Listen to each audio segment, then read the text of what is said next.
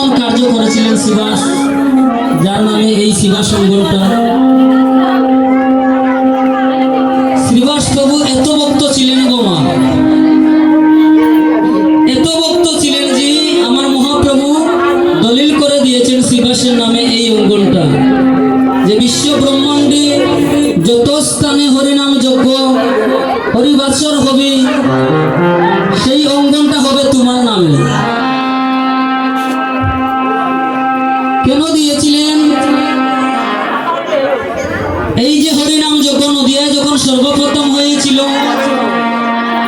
আস্তে মায়েরা তো আস্তে কথা বলুন, রাধে রাধে। ও মায়েরা আস্তে কথা বলবেন, একটু আস্তে কথা বলুন, যদি বলারই হয় একটু আস্তে বলুন, রাধে রাধে। এবার কি হয়েছে দেখুন, নদিয়ায় যখন প্রথম কীর্তনটা হলো, কীর্তন দান করলেন আমার মা সীতা ঠাকুরানী। আপনাদের এই নারী জনমটা ধন্য গণ, কেন ধন্য? এই যে আজ এত এত স্থানে বিশ্ব ব্রহ্মাণ্ডে যত স্থানে হরিনাম যজ্ঞ হচ্ছে, এই প্রথম যজ্ঞ কিন্তু দান করেছিলেন আমার মা সীতা ঠাকুরানী। আর এই সীতা ঠাকুরানীর দান করার ক্ষেত্রে আজ পৃথিবীতে আছে যত নবরাদি গ্রাম, সর্বত্র প্রচার হচ্ছে এই হরিনাম নিতাই হরি।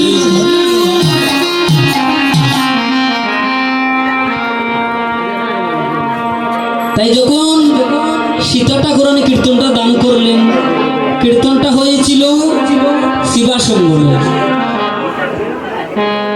আমার শিবাস প্রভু এত ভক্ত প্রবর মানুষ ছিলেন গো মা। যখন নদিয়ায় প্রথম কীর্তন হলো শিবাস অঙ্গনে, শিবাসের বাহির বাইরে কীর্তন হচ্ছে, আমার মহাপ্রভু এসে কীর্তন করছেন, সবাইকে সঙ্গে নিয়ে আউরিয়া গৌরিয়া ভক্তবৃন্দ সহ পার্শ্বদগণ সহিত কীর্তন করছেন। আর শিবাসের ভিতরের বাড়িতে শিবাসের পুত্রটি মারা গিয়েছে। মা, এই বর্ষের গ্রামে যদি কোনো বয়স্ক পিতৃদেবতা মারা যায়, তাহলে কষ্ট একটু কম হয়। কেন? কারণ ওনার তো যাবারই সময় হয়ে গিয়েছে। আর যদি কোনো 5 বছরের শিশু সন্তান মারা যায়, তাহলে সেই কষ্টকে ভুলা যায়। হরে শিবাসের স্ত্রী মালিনী দেবী মৃত সন্তানকে কোলে নিয়ে কাঁদছে।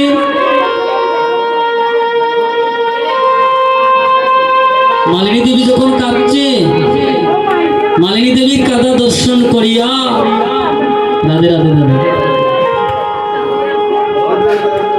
এবার মালিনী দেবীর কাঁদা দর্শন করিয়া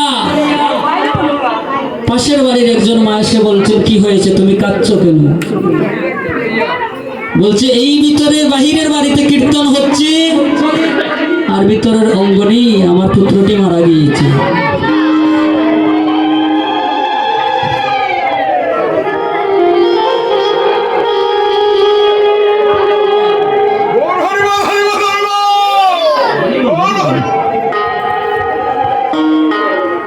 এবার যখন ওই পাশের বাড়ির একজন মা কথা শ্রবণ করিয়া শিবাস প্রভুকে গিয়ে বলছে, শিবাস, তুমি বাহিরের বাড়িতে কীর্তন করছো, এত এত ভক্তবৃন্দের আগমন ঘটেছে, সবাইকে নিয়ে আনন্দ করছো, কিন্তু ভিতরের বাড়িতে তোমার পুত্র সন্তানটি মারা গিয়েছে, তুমি কি তাকে দেখতে যাবে না?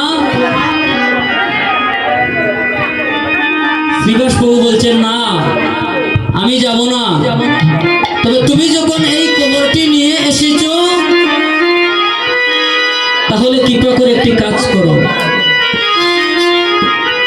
প্রভুর অঙ্গের নামাবলী ওই মায়ের কাছে দিয়ে বলছেন, আমার স্ত্রীকে বলে দিও সে যেন আর ক্রন্দন না করে, সে যেন আর কাঁদে না, আর আমার সন্তানকে এই নামাবলী দিয়ে ডেকে রাখে। আমি কীর্তন সমাপন করি, তারপর আসুন।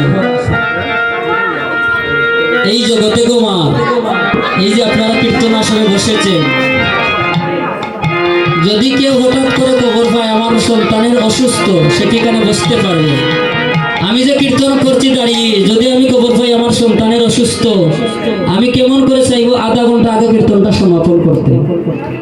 কিন্তু হাই রে আমার শ্রীবাস প্রভু মরণের কবর পেয়েও গেলেন না। এবার কি হলো, এক দিবা এক নিশি কীর্তন হলো, দধির বাণ্ড বঞ্জন হলো। আমার মহাপ্রভু এসে বলছেন, শিবা আজ 3 দিন যাবৎ তোমার অঙ্গনে আসছি, কীর্তন করছি, এত এত ভক্তগণের বদন আমি দর্শন করলাম, কিন্তু দুজন ভক্তকে যে আমি দেখি না, সে হলো তোমার পুত্র আর তোমার স্ত্রীকে যে আমি দেখি না। শিবাস প্রভুকে দেখে দিয়ে বলছেন, প্রভু গো তুমি তো ঈশ্বর পরম কৃষ্ণ সচিদানন্দ বিগ্রহ, অনাদিরাদি গোবিন্দ আমার সর্বকারণের কারণ।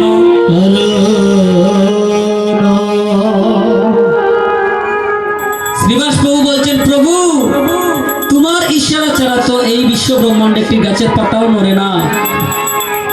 তুমি কি জানো না আমার অঙ্গনে কি হয়েছি? কিন্তু আমি এখান থেকে সেখানে যাইনি,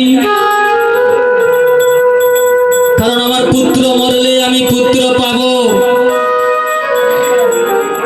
আমি পুত্র মরলে পুত্র পাবো।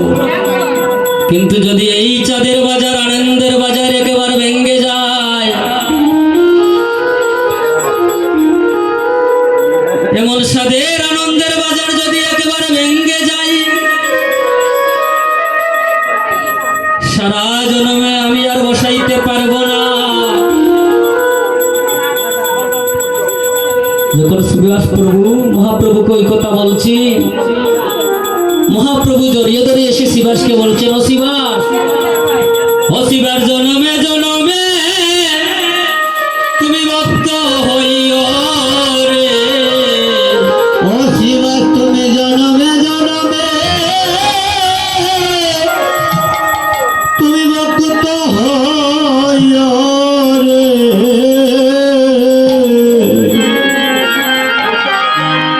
তুমি জনমে জনমে ও শিবাস ভক্ত হইও রে, ও তুমি জনমে জনমে ভক্ত হইও রে, ও শিবাস চাঁদের বাজার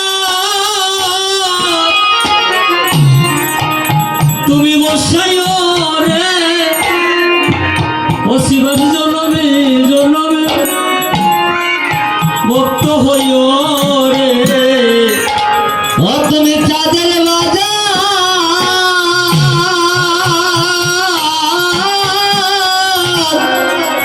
ওরে বসাইও রে, জনমে জনমে ভক্ত হইও রে, ও তুমি চাঁদের বাজার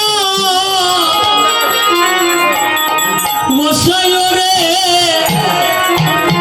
তুমি জনমে জনমে ভক্ত হইও রে, ও তুমি চাঁদের বাজার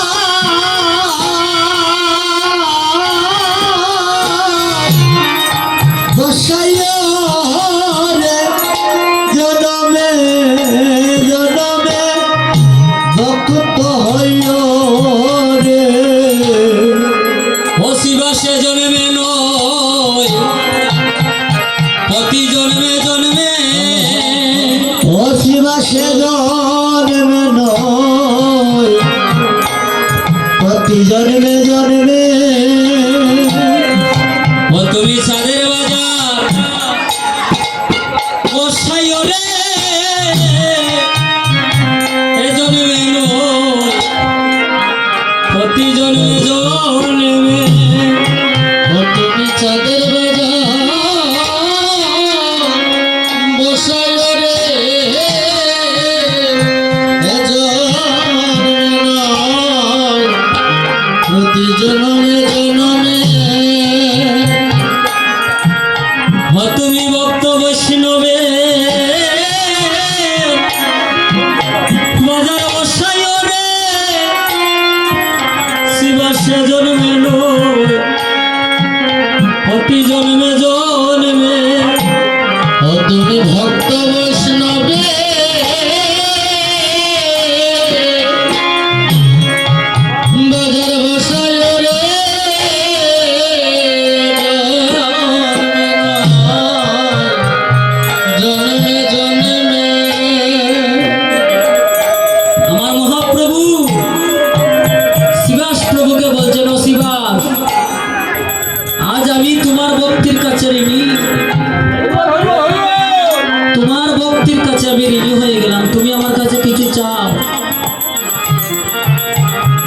শিবাস প্রভু বলছেন, প্রভু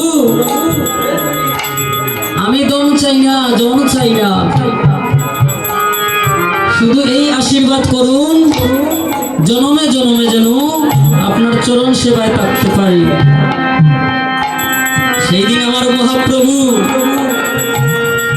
শিবাসকে আশীর্বাদ করেছিলেন, শিবাস তুমি যে আত্মত্যাগ করেছো তার জন্য আমি ভগবান তোমায় আজ এই যে একটা দলিল দিলাম, যত স্থানে হরিনাম যজ্ঞ হবি, হরিবাসর হবি, সেই স্থানের নাম হবে শিবাসঙ্গম, আর সেই স্থানের মালিক থাকবে তুমি শিবাস। নিতাই গৌর হরি। তো বাবা আজ যদি এই স্থানটা শিবাসঙ্গম হয়, তাহলে এই গ্রামটা কি হলো? এই গ্রামটা এই আজকের জন্য নবদ্বীপ পাওয়া, বর্ষের নয়। কীর্তনটা হয়েছিল শিবাসঙ্গনে, গ্রামটা ছিল সোনার নবদ্বীপ। তাই আমার মহাপ্রভু শিবাসকে এই শিবাসঙ্গনটা দলিল করে দিলেন, আর বলছেন, শিবাস আমি এখানে উপস্থিত থাকা অবস্থায় যদি তোমার পুত্র মারা যায়, আমায় কেউ ভগবান বলে স্বীকার করবে না, যাও তোমার পুত্রকে নিয়ে এসো। আমার মহাপ্রভু শিবাসের পুত্রকে জীবিত করে দিয়েছিলেন। তাই গৌর হরি বল। তাই দেখবেন যত স্থানে কীর্তন হয়, হরিবাসর হয়ে, সেই স্থানের মালিক হয়ে যায় শিবাসঙ্গন। এই বক্তব্য আমরা আর বিলম্ব করব না, আমরা এবার ধীরে ধীরে মহান্ত বিদায়ের দিকে অগ্রসর হব। তাই গৌর হরি বল।